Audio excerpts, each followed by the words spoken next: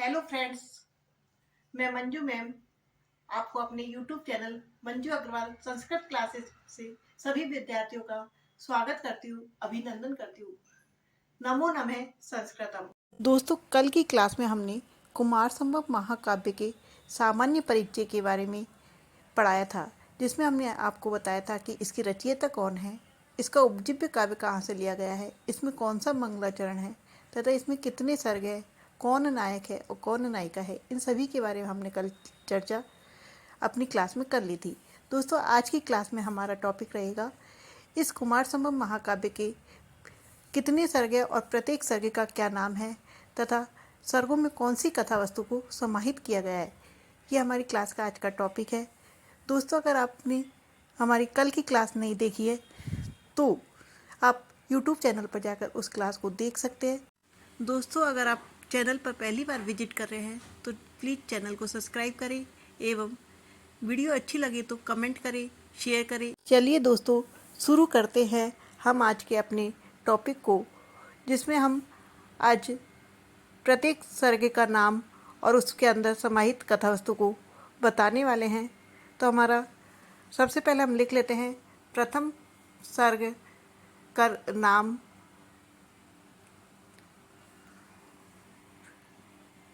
एवं प्रत्येक सर्ग की कथा वस्तु। सबसे पहला हमारा आता है, इसमें टोटल कितने सर्ग है तो टोटल सर्गों की संख्या हम यहाँ लिख लेते हैं 17 सर्ग है। जो प्रथम सर्ग आता है, प्रथम सर्ग का नाम क्या है तो प्रथम सर्ग का नाम है उमा उत्पत्ति। क्या नाम है? उमा उत्पत्ति। अर्थात उमा किसे कहते हैं तो उमा माता पार्वती का नाम है उमा। तो उमा उत्पत्ति अर्थात माता पार्वती की क्या होता है? जन्म होता है। तो जो प्रथम सर्ग में हिमालय का, सबसे पहले तो प्रथम श्लोक में हिमालय का वर्णन है, उसके वैभव का वर्णन है। हिमालय को क्या होता है तो हिमालय को सभी पर्वतों का राजा बताया है, पर्वत राज बताया है। और उसे पृथ्वी का क्या बताया है? मेरुदंड बताया है। जिस प्रकार शरीर में मेरुदंड किसका काम करता है? हमारे शरीर को स्थिर रखने का कार्य करता है। उसी प्रकार पृथ्वी का मेरुदंड किसे बताया है तो वो हिमालय पर्वत को बताया है। तो हिमालय पर्वत का वर्णन और माता पार्वती के जन्म का वर्णन, मैनाक माता पार्वती के भाई का नाम था मैनाक, उनके जन्म का वर्णन, ये सभी कथा वस्तु किसमें समाहित है तो ये प्रथम सर्ग में समाहित है। तो हम यहाँ पर लिख लेते हैं कथा वस्तु में हिमालय का वर्णन, पर्वतराज हिमालय का वर्णन, हिमालय का वर्णन, माता पार्वती के जन्म की कथा, माता पार्वती का जन्म, ये इसकी मुख्य कथा वस्तु है। प्रथम सर्ग की मुख्य कथा वस्तु क्या है? ये हिमालय का वर्णन और माता पार्वती का जन्म इसकी मुख्य कथा वस्तु है। यदि हम दूसरे सर्ग की बात करें, द्वितीय सर्ग, तो द्वितीय सर्ग का नाम क्या है तो द्वितीय सर्ग का नाम हमारा क्या है? ब्रह्म साक्षात्कार।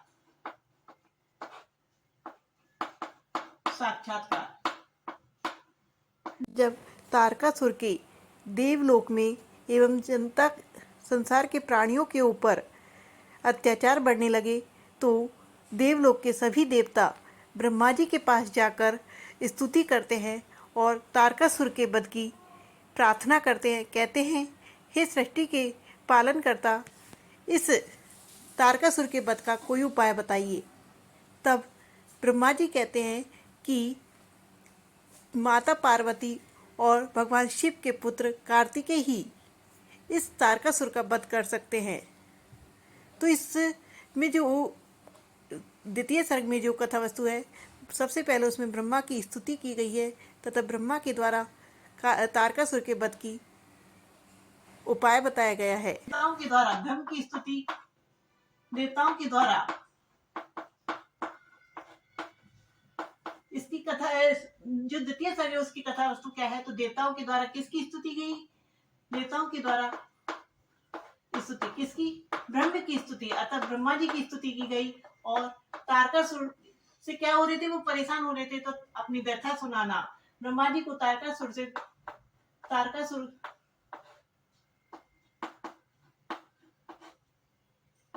के कृत्यों को बताना, अर्थात ये सभी किस में आता है? तो ये इस सभी का वर्णन द्वितीय सर्ग में आता है।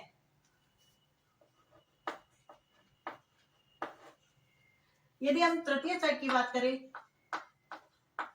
तृतीय सर्ग, तो इसमें तृतीय सर्ग का नाम क्या है? तो तृतीय सर्ग का नाम है हमारा मदन दहन। क्या नाम है? मदन दहन। मदन दहन। मदन किसे कहते हैं? तो मदन कहते हैं कामदेव को। जब सभी लोग, सभी देवता लोग ब्रह्मा की स्तुति करके आए तो ब्रह्मा जी ने कहा कि इसके लिए शिव पार्वती का विवाह होना आवश्यक है, और उनसे जो पुत्र की उत्पत्ति होगी वही क्या करेगा? तारकासुर का वध करेगा। इसलिए आप किसको मनाओ? शिव को मनाओ। और विवाह के लिए कि शिव किसमें निहित थे? तो शिव उस वक्त तपस्या में निहित थे, तो उनकी तपस्या को भंग करके उन्हें तपस्या से जगाना होगा। तो इसके लिए किसको चुना गया? तो कामदेव को चुना गया कि कामदेव क्या करेंगे? शिव की तपस्या भंग करेंगे, ताकि शिव जी और पार्वती का विवाह करा सके। तो इसके लिए किसको? मदन को। और जब कामदेव ने अपनी उनकी तपस्या को भंग किया तो शिव जी ने क्रुद्ध होकर उन्हें क्या कर दिया? दहन अर्थात जला दिया। तो जो तृतीय सर्ग में आती है वो कथा आती है।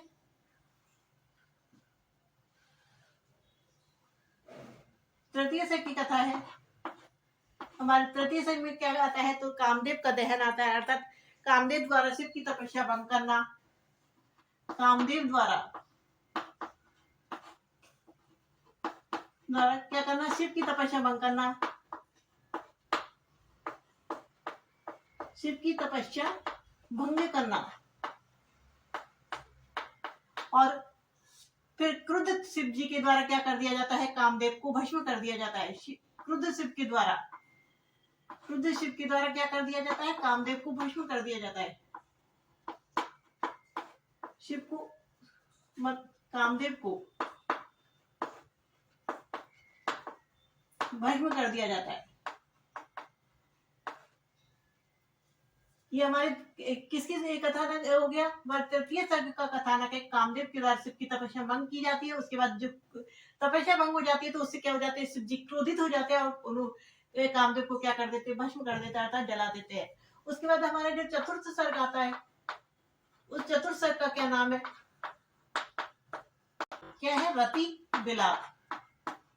दोस्तों ये रति कौन थी? तो रति कामदेव की पत्नी थी। कौन थी ये रति? कामदेव की पत्नी थी। जब इसको मालूम हुआ कि इसके पति का को भस्म कर दिया गया है, क्रुद्ध शिव जी के द्वारा इसके पति को जला दिया गया है, तो ये क्या होता है? चतुर्थ सर्ग में रति का क्या होता है? विलाप होता है, अर्थात करुण विलाप करती है, अर्थात रोती है। तो कामदेव की पत्नी का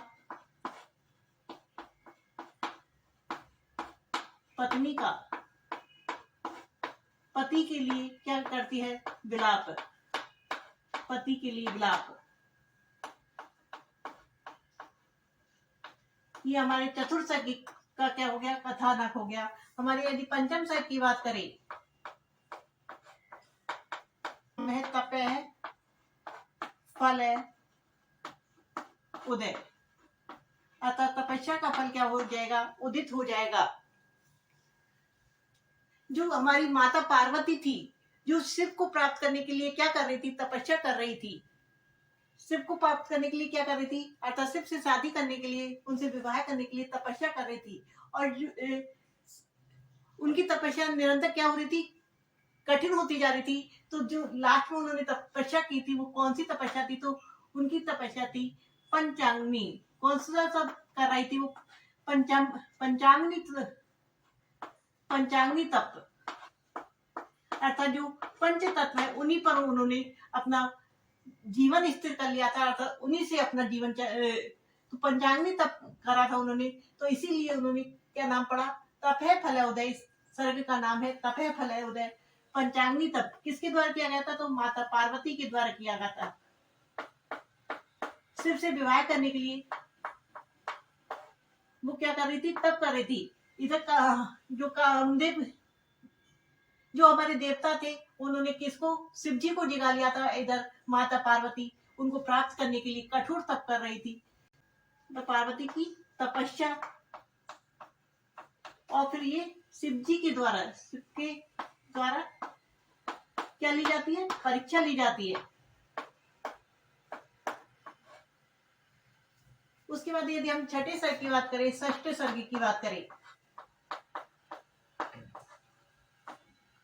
तो दोस्तों जो छठा सर्ग था हमारा, उस छठे सर्ग का क्या नाम है? तो छठे सर्ग का नाम है उमा प्रमाद। उमा प्रमाद। तो इस छठे सर्ग में क्या बताया है? तो शिव का संदेश लेकर सप्त ऋषियों को हिमालय के पास जाना व पार्वती की याचना करना। शिव का संदेश लेकर, शिव का संदेश लेकर, संदेश लेकर कौन जाता है? सप्त ऋषि जाते हैं। सप्त ऋषि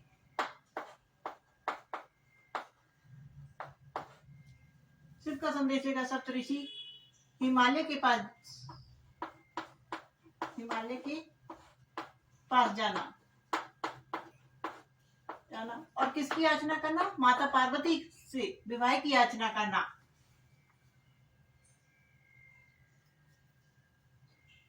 पार्वती की याचना करना।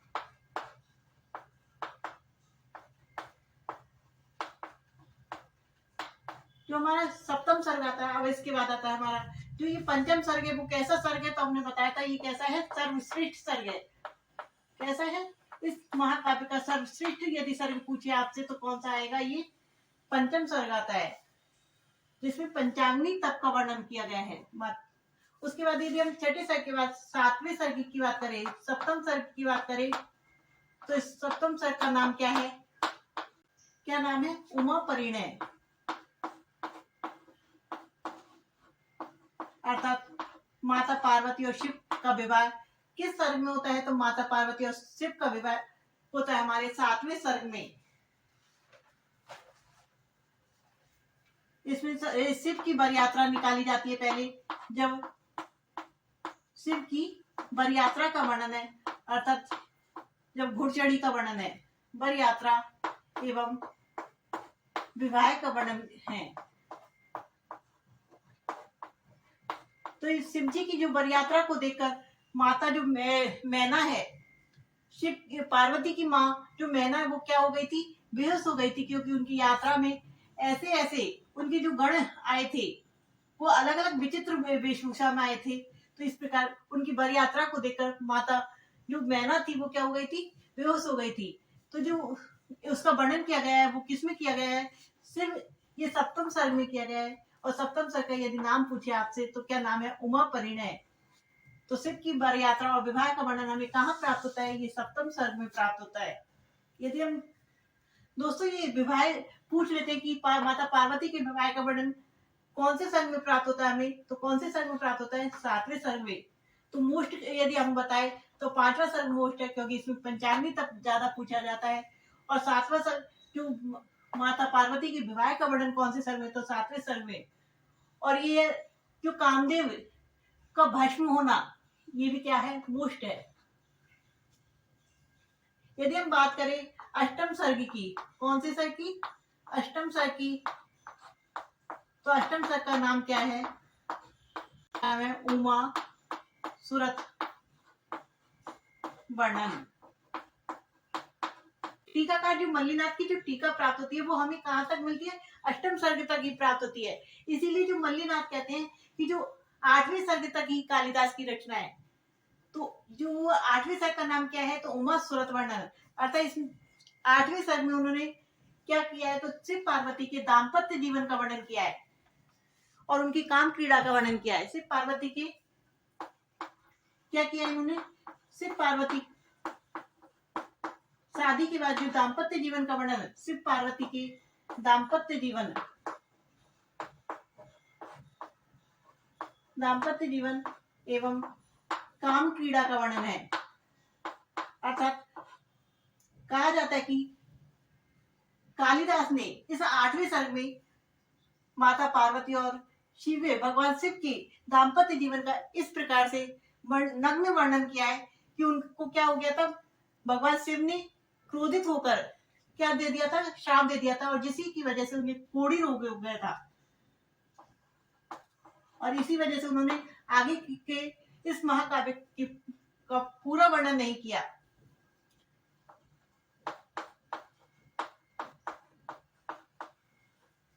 ये हमें कहाँ मिलता है? तो 8वें सर्ग में हमें दाम्पत्य जीवन और काम क्रीड़ा का वर्णन कहाँ मिलता है? तो ये मिलता है हमें 8वें सर्ग में, और नाम क्या है? उमा सुरत वर्णन। यदि हम 9वें सर्ग की बात करें तो 9वें सर्ग में किसका वर्णन है? सबसे पहले 9वें सर्ग का नाम क्या है? कैलाश गमन। क्या नाम है? कैलाश। और इसमें कौन सी कथा वस्तु को ग्रहण किया गया है? तो इसमें अग्निदेव का शिव के पास आगमन, अग्निदेव का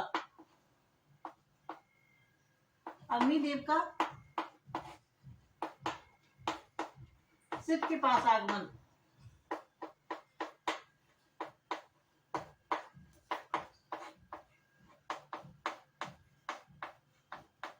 जो 9वां सर्ग है उसका नाम क्या है? तो कैलाश गमन है। और इसमें जो कथा वस्तु उसमें क्या है? अग्निदेव किसके पास जाते हैं? तो अग्निदेव शिव के पास आगमन होता है। 10वां सर्ग, यदि 10वां सर्ग की बात करें तो 10वां सर्ग में क्या है? तो 10वां सर्ग में का नाम हमारा कुमार कार्तिकेय की क्या है? उत्पत्ति। तो कुमार उत्पत्ति, 10वां सर्ग का नाम है कुमार उत्पत्ति। कुमार कार्तिकेय का, कुमार कार्तिकेय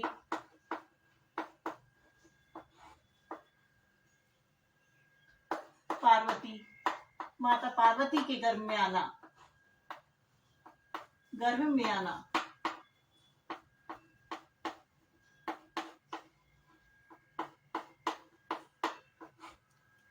दसवें सर्ग में कुमार की उत्पत्ति के लिए जो कुमार कार्तिकेय है वो पार्वती माता के गर्भ में आते हैं। तो इसकी कथा में कहाँ पे मिलती है? 10वें सर्ग में मिलती है। उसके बाद यदि हम 11वें सर्ग की बात करें, एकादश सर्ग, 11वें सर्ग की बात करें, एकादश सर्ग की बात करें तो इस सर्ग का क्या नाम है? 11वें सर्ग का नाम हमारा, इसमें कुमार की उत्पत्ति होती है, अर्थात कुमार पार्वती माता के गर्भ में आते हैं और इंद्र कुमार जन्म। यदि हम कुमार जन्म,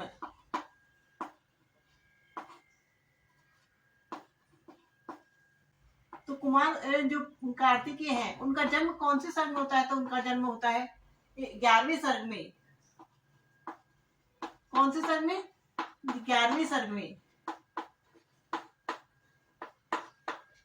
जन्म एवं बाल्यकाल की का वर्णन कौन से सर्ग में है? तो बाल्यकाल का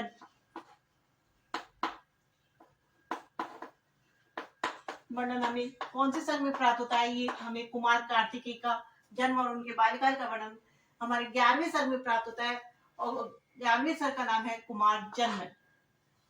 और जबकि 10वें सर्ग में होता है कुमार उत्पत्ति। इसमें माता पार्वती के गर्भ में आने की का वर्णन है। तो आपसे यदि माता पार्वती के गर्भ में आने का वर्णन पूछे तो 10वें सर्ग में, और कुमार कार्तिकेय के जन्म का वर्णन पूछे तो 11वें सर्ग में।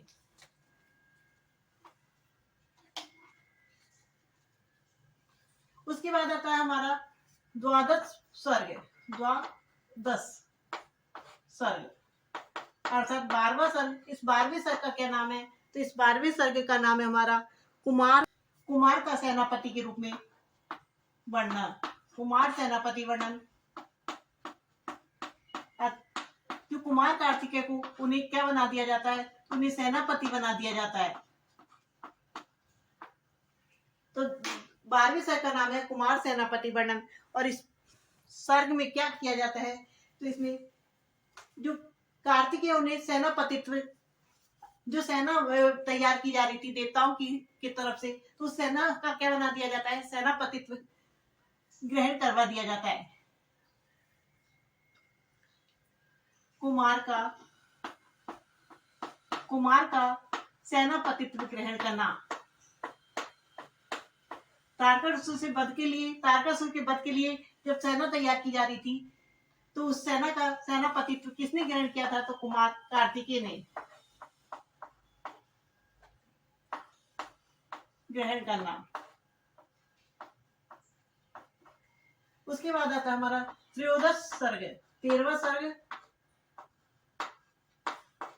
जो 13वें सर्ग है उसका नाम क्या है? तो 13वें सर्ग का नाम है कुमार सेनापति अभिषेक है।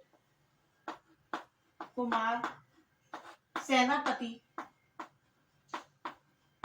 अभिषेक, अर्थात इसमें सेनापतित्व ग्रहण किया जाता है, उसके बाद उनका अभिषेक किया जाता है सेनापति के रूप में।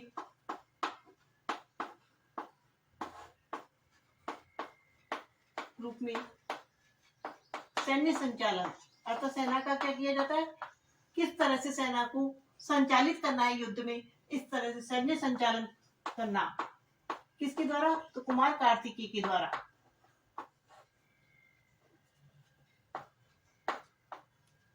ये हमारे कौन से शक की कथा वस्तु है, तो कौन से, इस हमारे 13वें शक की कथा वस्तु है और इसका नाम है कुमार सेनापति अभिषेक। उसके बाद यदि चतुर्दश सर्गी की बात करें, 14वें सर्गी की बात करें, 10 सर्गी की बात करें, तो 14वें सर्गी का क्या नाम है, हमारे देवसेना प्रमाण। में जो देवसेना है उसके दिव्य अस्त्रों का वर्णन किया गया कि देवता किन किन अस्त्रों से सुसज्जित थी। तो देवसेना के अस्त्रों का क्या किया गया था, वर्णन किया गया था। देवसेना के जो दिव्य अस्त्र है, कैसे अस्त्र थे उनके, दिव्य, देवता कैसे अस्त्रों से सुसज्जित थे, तो देवता दिव्य अस्त्रों से सुसज्जित थे। तो दिव्य अस्त्रों का क्या है, वर्णन मिलता है। कौन से सर्ग में प्राप्त होता है हमें, तो 14वें सर्ग में प्राप्त होता है। और 14वें सर्ग की नाम बात करें तो क्या है, देवसेना प्रमाण। यदि हम 15वें सर्ग की बात करें, पंचदश सर्ग, 15वें सर्ग में क्या है, तो 15वें सर्ग में हमें क्या प्राप्त होता है, 15वें सर्ग का नाम है हमारा, नाम भी हमें देवसेना प्रमाण, यही प्राप्त होता है। क्या प्राप्त होता है, देवसेना प्रमाण। पंचम 14वें सर्ग का, 15वें सर्ग का और 16वें सर्ग का, तीनों सर्ग के नाम क्या प्राप्त होते हैं हमें, देवसेना प्रमाण। देवता और असुर के मध्य जो संग्राम होता है उसका चित्रण किया गया है। तो देवासुर संग्राम का, देवासुर संग्राम, एक तरफ तो देवताओं की सेना थी कुमार कार्तिकेय के सेनापतित्व में, और एक तारकासुर की सेना थी तारकासुर के उसमें। तो देवासुर संग्राम का वर्णन, दोनों के मध्य भीषण युद्ध होता है। तो जो देवासुर मतलब देवता और असुर दोनों का जो युद्ध का वर्णन है वो कौन से सर्ग में, तो ये पंचम दस सर्ग अर्थात 15वें सर्ग में। कौन से सर्ग में, 15वें सर्ग में। यदि हम बात करें षोडश सर्ग की, अर्थात 16वें सर्ग की, कौन सा सर्ग, 16वें सर्ग की, तो 16वें सर्ग का नाम क्या है, तो हमने अभी आपको बताया कि तीनों ही सर्गों के क्या नाम प्राप्त होते हैं, 14वें, 15वें और 16वें, तीनों ही सर्गों के नाम हमें देवसेना प्रमाण प्राप्त होता है। देवसेना प्रमाण पहले में क्या था, तो देवसेना के दिव्य अस्त्रों का वर्णन था 14वें सर्ग में। 15वें सर्ग में क्या था, तो देवता और असुर के मध्य जो संग्राम हुआ था उसका वर्णन हमें 15वें सर्ग में मिलता है। और 16वें सर्ग में क्या प्राप्त होता है, तो 16वें सर्ग में हमें देवासुर संग्राम की भयंकरता का चित्रण किया गया है। कितना भयंकर था, उस भयंकरता का चित्रण किया है। देवासुर संग्राम की भयंकरता का चित्रण किया गया है। संग्राम की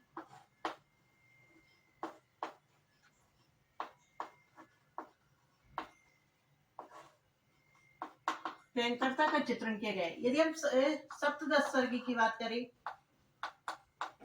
सप्तदश जो हमारा अंतिम सर्ग था, तो अंतिम सर्ग में क्या होता है, तो तारकासुर का वध हो जाता है। तो लास्ट का नाम है तारकासुर वध। तारकासुर वध, अंत में क्या हो जाता है, तारकासुर का वध कुमार कार्तिकेय के द्वारा। कार्तिकेय का वध कुमार कार्तिकेय के द्वारा किसका वध कर दिया जाता है, तो तारकासुर का वध कर दिया जाता है। तारकासुर का वध कर दिया जाता है। और उसके बाद क्या करते हैं, तो उसके बाद देवताओं का चित्रण किया जाता है।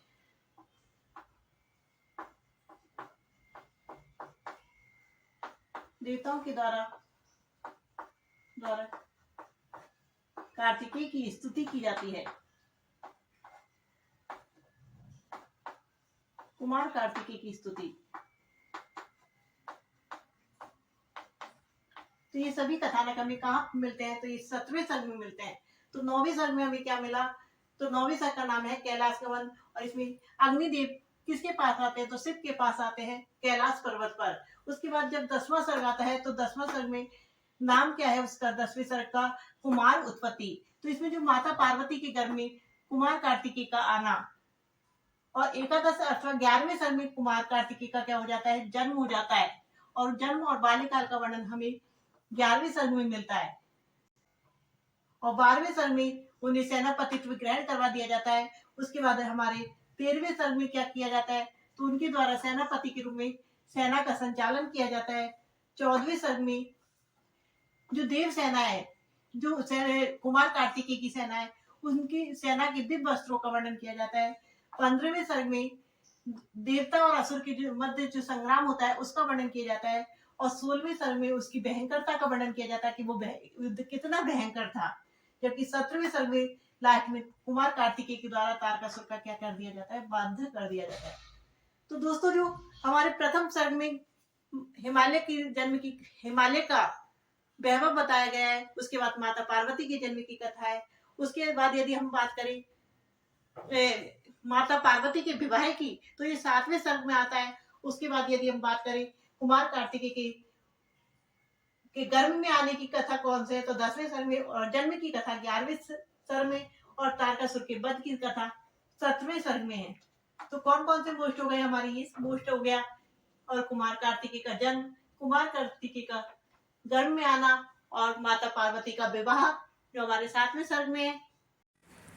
दोस्तों, अगर आपको ये वीडियो अच्छी लगी तो प्लीज़ कमेंट करें, लाइक करें एवं मित्रों के साथ शेयर करें। Thank you for watching.